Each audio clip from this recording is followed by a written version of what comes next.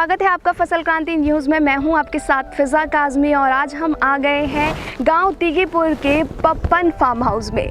आधुनिक समय के साथ साथ खेती के तरीके भी बदलते जा रहे हैं, समय की मांग भी है और ये कहें कि किसान अपनी ज़रूरतों के हिसाब से आधुनिक समय में आगे बढ़ रहे हैं और चीज़ों में लगातार कह सकते हैं कि किस तरीके से किसानों की खेती में भी बढ़ोतरी और इजाफा भी देखा जा सकता है कि समय के साथ साथ ये बदलता जा रहा है। आज हमारे बीच मौजूद हैं पप्पन किसान भाई, जिनसे हम जानेंगे कि उन्होंने किस तरीके से मशरूम की खेती को एक आधुनिक रूप दिया है। पहले तो बहुत बहुत स्वागत है आपका हमारे चैनल पे।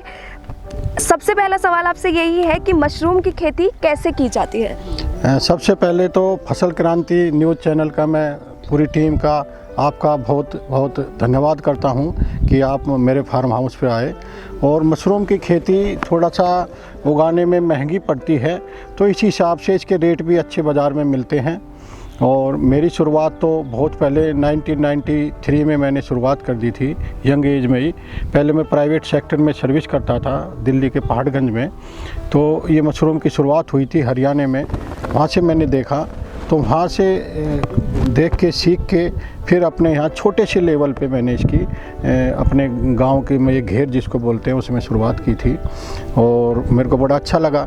इसमें मैं सर्विस खुद करता था, फिर मैं इसमें अब उल्टा मैं जॉब दे रहा हूँ। मेरे पास अब लगभग 50-55 लेबर काम कर रही है, परमानेंट लेबर है।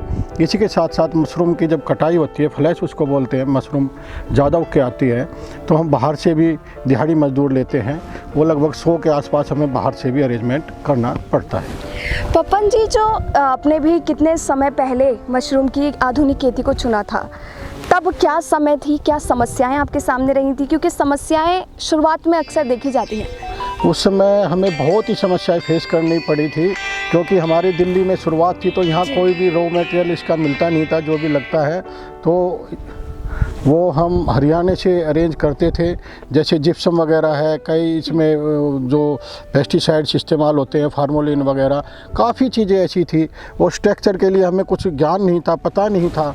तो अब तो हमने अपने गांव में काफ़ी लोगों को मशरूम लगवानी, काफ़ी नौजवानों को मैंने जोड़ लिया है साथ में। अब हम कम से कम 18 का ग्रुप बन गया है, एक दूसरे की मदद। लेकिन शुरू में इसके औजार कहाँ से मिलेंगे और इसमें सप्लीमेंट जो डलते हैं वो कहाँ से मिलेंगे, इस तरह की बड़ी दिक्कतें फेस करनी पड़ी थी। लेकिन हमने हिम्मत नहीं हारी। मैं और मेरा बड़ा भाई था, हमने मिल के अपने इस दिल्ली में सबसे पहले शुरुआत की। और आज देखो लगभग 28 वर्ष हो गए हैं, तो हम इसी पेशे से जुड़े हुए हैं और इसी से हमारी रोजी रोटी चल रही है। जिस तरीके से हम देखते हैं कि मशरूम की खेती करना अपने आप में ही बहुत बड़ा जोखिम उठाने के बराबर है, क्योंकि इसमें इन्वेस्टमेंट ज़्यादा होती है, पैसे की ज़्यादा ज़रूरत पड़ती है और कुछ ऐसा समय भी आता है जब काफ़ी समस्याओं का सामना करना पड़ता है। तो आपकी ज़िंदगी में वो कौन सा ऐसा समय रहा है जब आपको परेशानी उठानी पड़ी है? इसमें परेशानी शुरू में हमें काफ़ी उठानी पड़ी, शुरू के 1-2 वर्ष, क्योंकि एक टीम वर्क होता है। जैसे आपका कैमरामैन है, आप हैं, आपके सर हैं, तो ऐसी टीम। फिर हमने ये आराम से अपने गांव के आसपास के कुछ नौजवान जोड़े और एक टीम वर्क की तरह हमने काम शुरू कर दिया है। अब मैंने बताया ना, पहले ही बताया कि हम 18 हो गए हैं, तो इसमें फील्ड का भी काफ़ी सामान, जब शुरू में हम स्टार्ट करते हैं सीज़न की शुरुआत में वाइट बटन मशरूम की, काफ़ी सामान हमें इधर उधर से कलेक्ट करना पड़ता है। तो हम ग्रुप बना के भाई एक उधर से ये सामान लिया, एक इससे, तो इस परेशानी का हल। परेशानी हर काम में शुरू में होती है, लेकिन उसका सामना करने में ही कामयाबी मिलती है। और मैं तो समझता हूँ कि अब हम मशरूम कल्टीवेशन में हम कामयाबी हम पा चुके हैं। जिस तरीके से हम देखते हैं, अगर मैं आपसे पूछूं पप्पन जी, तो आप कैसे बाज़ार तक मशरूम पहुंचाते हैं? क्योंकि कई ऐसे किसान भाई हैं जो ये जानना चाहते हैं कि भाई मशरूम की खेती शुरुआत तो हम कर दें, लेकिन उसे हम बाज़ार तक कैसे पहुंचाएं। तो आप अपनी तकनीक बताइए, या आपका क्या प्रोसेस रहता है इसमें 2 तरीके से मशरूम। अब जब हमने शुरुआत की थी तो हम आज़ादपुर मंडी मार्केट के लिए बहुत उपयुक्त है। दिल्ली की आज़ादपुर मंडी है, जो 250-300 किलोमीटर के आसपास इस रेंज में मशरूम लगाते हैं, क्योंकि ये ताज़ा ही बिकती है, नहीं तो ये जल्दी ख़राब भी हो जाती है। तो अपना ये चंडीगढ़ से लेकर उधर जयपुर तक इस साइड में पूरा ये दिल्ली अप्रोच में है। यहाँ मार्केट, और इसकी खपत काफ़ी ज़्यादा है। दूसरा अब एक सुविधा और हो गई है, हमारे एनसीआर के आसपास ही कम से कम 15-16 कैनिंग फैक्ट्रीज खुल गई हैं जो डिब्बा बंद कर लेती हैं, फूड प्रोसेसिंग फैक्ट्रीज हैं, उसमें भी दे देते हैं। तो मेरा जो आज़ादपुर मंडी में भी भेजा है मैंने, और इस बार मैं फूड प्रोसेसिंग फैक्ट्रीज को दे रहा हूँ। उसमें फ़ायदा यह है कि हमें वॉशिंग नहीं करनी पड़ती और जैसे कटाई करके सीधा उसमें दे देते हैं। और उसमें एक और फ़ायदा है कि उसमें रेट हम फिक्स कर लेते हैं। एक तरह से कुल मिला के वो कॉन्ट्रैक्ट फार्मिंग की तरह है, वो हम इस्तेमाल कर रहे हैं। इस बार मैं सारा 78 रुपये किलो, उसमें लेबर कम लगती है, जड़ काटा और पोली बैग भरा 15-15 किलो का और फैक्ट्री में दे दिया है। आज़ादपुर मंडी में भी हमारे कुछ ग्रोवर्स दे रहे हैं। इस तरह हम मार्केटिंग करते हैं। ओके, अगर मैं बात करूं कि आय में बढ़ोतरी पहले के मुताबिक और आज के समय में कितनी आय में बढ़ोतरी हुई है, क्या किसानों को लाभ हो सकता है, या जो किसान भाई हैं और भी जुड़ सकते हैं या वो करना चाहते हैं, तो उनके लिए किस तरीके से आने वाले समय में आय में बढ़ोतरी हो सकती है? आय का ऐसा है, जब हमने शुरू किया था उस समय, मैं एक एग्जांपल दूं आपको, मान लो हमने कोई पूंजी लगाई है 50,000 की, तो 50,000 की ही इनकम थी। देखो इतनी इनकम उस समय थी, और अब हमने लगाई 50,000 की, तो उसका हमें 30% की बचत आ रही है। बचत अब पहले से कम हो गई है। उसका रीज़न ये है कि एक तो इसमें मशरूम कल्टीवेशन में सरकार की हमारे कोई ऐड नहीं है दिल्ली में जैसे, और दूसरा हम जो इलेक्ट्रिसिटी इस्तेमाल करते हैं उसकी चार्जिंग भी ज़्यादा है। इसलिए हमें बनिस्पत पहले जो हम था, पहले काफ़ी चीज़ें सस्ती थी, महंगाई जैसे बढ़ी है, उस हिसाब से मशरूम के रेट उतने नहीं बढ़े हैं। और दूसरा गवर्नमेंट की भी कोई पैकेज नहीं है, कोई हेल्प नहीं है, इसलिए थोड़ा सा पहले प्रॉफिट पहले की अपेक्षा कम आ रहा है। अगर आप सरकार से मांग करना चाहें तो क्या तब्दीलियां होनी चाहिए ताकि इस क्षेत्र में भी बढ़ावा मिले, किसान भाई और आगे आएँ, ऐसी खेती करें जिससे उनके लिए भी आय के जो सोर्स हैं, जो सूत्र हैं वो काफ़ी बढ़ें?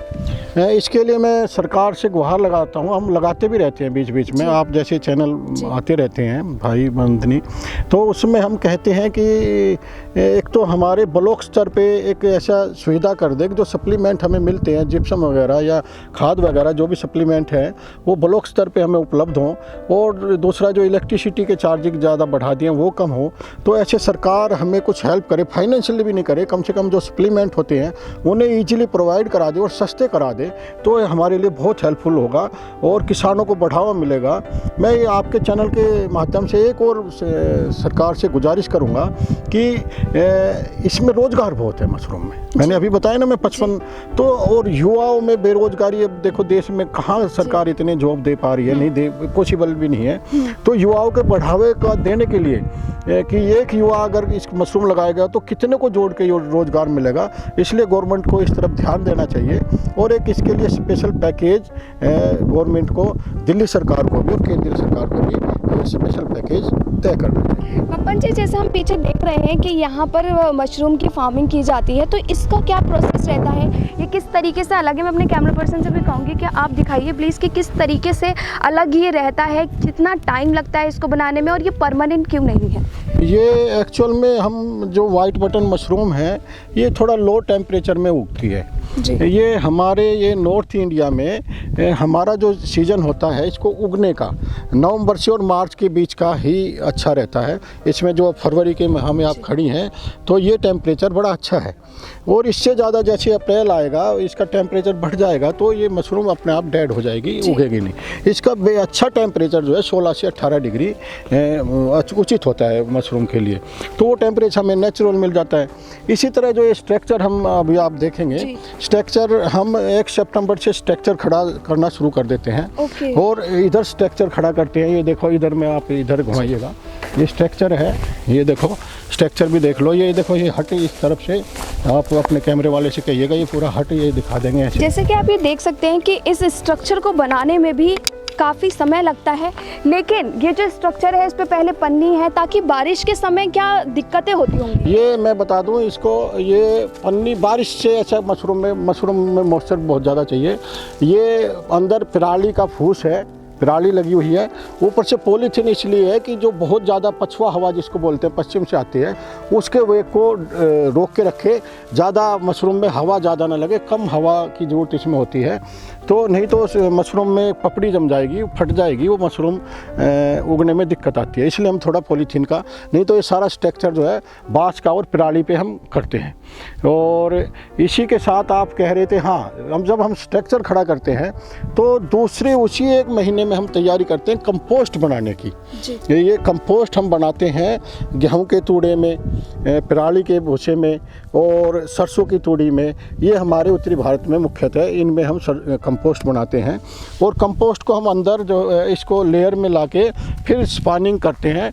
स्पानिंग को हिंदी में बिजाई कहते हैं, वो मैं आपको दिखाता हूँ जी।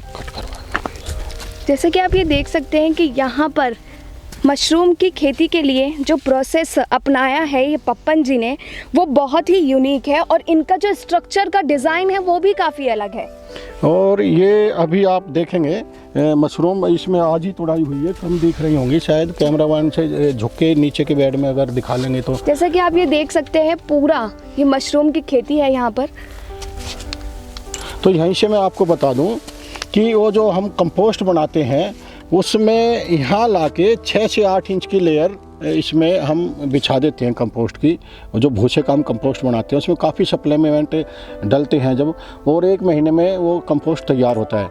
उसमें urea, SSP, ammonia, ammonium sulphate और जिप्सम वगैरह काफ़ी चीज़ें हम डालते हैं। तो इसमें 6 इंच का बिछा के फिर इसमें बिजाई करते हैं। बिजाई के 15 दिन बाद उसमें एक जाला टाइप सा चल जाता है। फिर ये पुराने गोबर की खाद इस पर केसिंग करते हैं 1 से 1.5 इंच। अच्छा। तो उसके ऊपर फिर पानी का स्प्रे चलता रहा, क्योंकि मशरूम में मॉइस्चर बहुत ज़्यादा, तो इसमें पानी का स्प्रे करते हैं और ये मशरूम जो है निकलनी शुरू हो जाती है।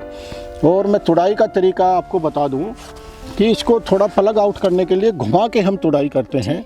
अभी आप ज़रा नज़दीक से देखिएगा। जैसे आप देख सकते हैं कि किस तरीके से प्रोसेस रहता है और किस तरीके से मशरूम तोड़ते हैं, ये पप्पन जी हमें खुद बता रहे हैं। ये ऐसे थोड़ा सा टर्न करके हम निकालते हैं। ऐसे टर्न कर लिया तो निकाल लिया, इसमें फिर जड़ नहीं आती है जी, जड़ नहीं। और ये आप मार्केट में देखेंगे जड़ आपको नहीं मिलेगी। इसको हम चाकू से ऐसे काट के ये ऊपर का हिस्सा आप मार्केट के लिए हम पैक करके हम भिजवाते हैं। इस तरह से हम मशरूम फार्मिंग करते हैं।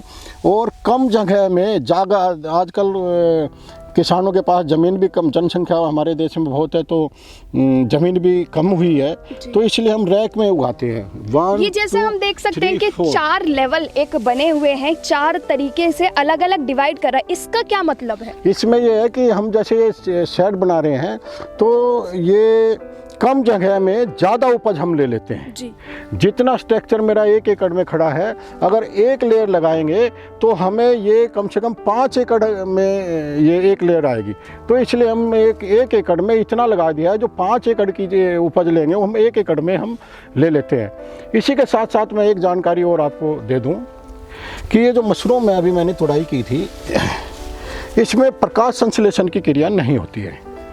फोटोसिंथेसिस जिसको इंग्लिश में बोलते हैं, वो क्रिया नहीं होती है। ये अंधेरे में उगती है, अगर धूप लगेगी तो ये ख़राब हो जाएगी। और कुदरत की लीला देखो इतनी है कि अंधेरे में उगती है। और विटामिन डी हमें किससे मिलती है? सूर्य से।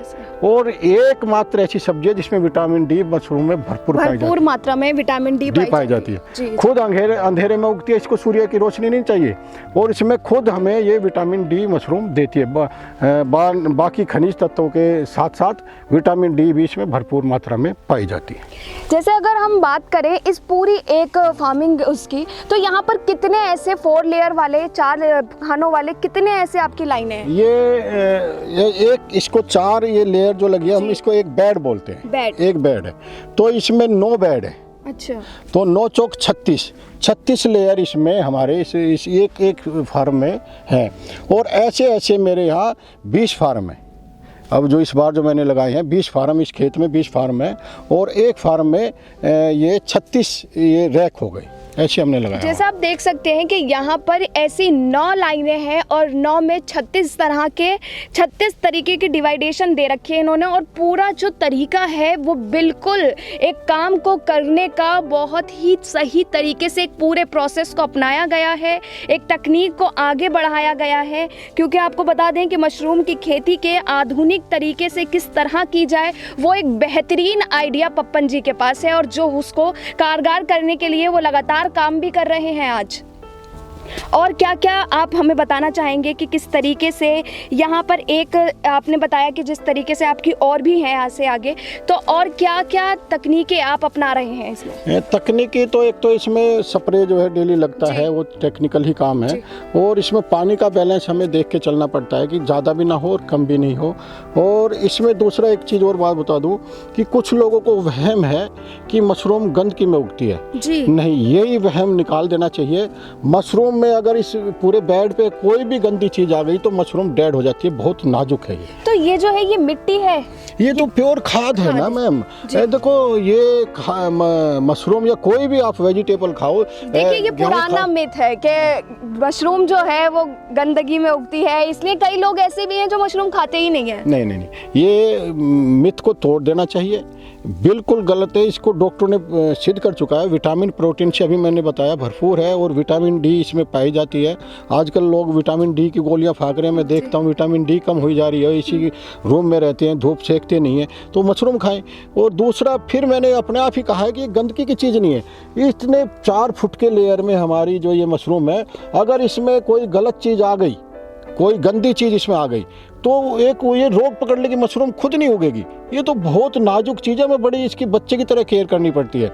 ये गलतफहमी है कि खाद, देखो गोबर का खाद है, मैंने बोला ना गोबर के खाद की लेयर है ये। गोबर का खाद आजकल पढ़े लिखे युग में ऐसी बात कर रहे हैं, गोबर का खाद तो एक अमृत है किसान के लिए।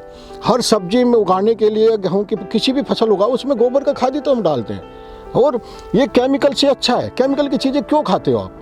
केमिकल फर्टिलाइजर का आजकल तो जैविक खेती पे मोदी जी भी बड़ा जोर दे रहे हैं, जैविक खेती पे, शुद्ध, इससे अच्छा शुद्ध। और एक और बात बता दूं मैं आपको, हम इसमें कोई पेस्टिसाइड जो भयंकर दवाई मार ही नहीं सकते हैं जी। बिल्कुल हल्की, अभी मछली आपने देखी ना, मछली अभी मैंने फार्म में देखा है, हल्की एक मैलाथियन बिल्कुल हल्की दवाई आती है, लगाया और उड़ गए, ऐसी दवाई। अगर इसमें कोई हमने हैवी डोज दे दी, किसी भी फार्मर ने दे दी, तो उसकी मशरूम डेड। मशरूम इतनी नाजुक है कि ये खुद ही मर जाएगी। ये तो मैं कह रहा हूँ बेचारी धूप से परेशान है, धूप में नहीं हो जाएगी, और धूप में निकला ना करो रूप की रानी। जैसे कि हमें पप्पन जी ने बताया कि ये मिथ है पुराना कि मशरूम गंदगी में उगती है। कई लोग भी हैं ऐसे। आइए हम बाहर और देखते हैं कि क्या कुछ है खास यहाँ पर अलग, और क्या किसान भाई यहाँ से सीख सकते हैं और भी और अपना सकते हैं, जो पप्पन जी ने लगातार लंबे समय से काम किया है जिस तरीके से। ये आप देख सकते हैं, ऐसे ही यहाँ पर भी है, एक अलग प्रोसेस है, एक मिथ दूर कर दिया है आज पप्पन जी ने हमारे साथ रहकर कि भाई मशरूम जो नहीं खाते अब तक, विटामिन डी की कमी आपके शरीर में हो सकती है, दवाइयाँ खाने से बेहतर है मशरूम खाएं। तो पप्पन जी आपसे ये सवाल है मेरा, और भी जो किसान हैं वो आपसे सीखना चाहें, आपकी खेती के प्रोसेस को अपनाना चाहें, तो वो क्या कुछ कर सकते हैं? जो नया नौजवान या किसान भाई कोई भी मशरूम उपजाना चाहे, मशरूम कल्टीवेशन करना चाहे, उनसे मैं निवेदन करूंगा इस चैनल से संपर्क कर ले। ये मेरे नंबर दे देंगे या ये खूब सलाह दे देंगे, वो संपर्क कर ले। मेरा तो वैसे भी स्वभाव ऐसा है, हर बार मैं कुछ नौजवानों को जोड़ता हूँ। पिछली बार 4 नौजवान नए जोड़े थे, उनके भी अलग अलग फार्म लग गए हैं अब, और इस बार 2 नौजवान मैंने जोड़े हैं। तो इसकी कोई फीस मैं चार्ज नहीं करता हूँ। मैं चाहता हूँ इसको बढ़ावा मिले, और हमारा हर एक मेरी एक मानना है कि कोई भी संस्था हो, कोई NGO कोई हो, तो अपनी संख्या बढ़ाने की कोशिश करता है। तो मेरे को क्या दिक्कत है, कोई बढ़ाएगा, जितने मशरूम उगेगी उतनी खपत भी बढ़ेगी। अभी तो हम विदेश के लेवल में पहुंचे ही नहीं है कि एक्सपोर्ट कर पाए, जितनी मशरूम, बहुत कम हमारी एक्सपोर्ट, चाइना आ गए हमारे से। तो उगाएं और ऐसी एक यूनिटी बनाए कि हम ऐसा करें कि विदेश को भी इसको एक्सपोर्ट करें, और अपनी विदेशी करेंसी आए देश में, देश का भी भला होगा, हमारा भी भला होगा, नौजवानों को रोजगार मिलेगा। तो मेरे को कोई दिक्कत नहीं है, इस चैनल से संपर्क कर लें, और ये मेरा नंबर दे देंगे, आप बिल्कुल बेझिझक मशरूम लगाइए। मैं हर तरह की सलाह के लिए आपके लिए तैयार हूँ। तो ये थे हमारे साथ पप्पन जी, जिन्होंने बताया मशरूम की खेती कैसे होती है, क्या समस्याएं अगर आपको आती हैं तो उनका निपटारा कैसे किया जाता है। एक आधुनिक समय में एक आधुनिक खेती का तरीका हमें पप्पन जी ने बताया है। उनका बहुत बहुत एहसान और बहुत बहुत शुक्रिया हमारे साथ जुड़ने के लिए, उनकी तकनीकों को आप किसान भाइयों तक पहुंचाने के लिए। और आप जुड़े रहिए फसल क्रांति के साथ।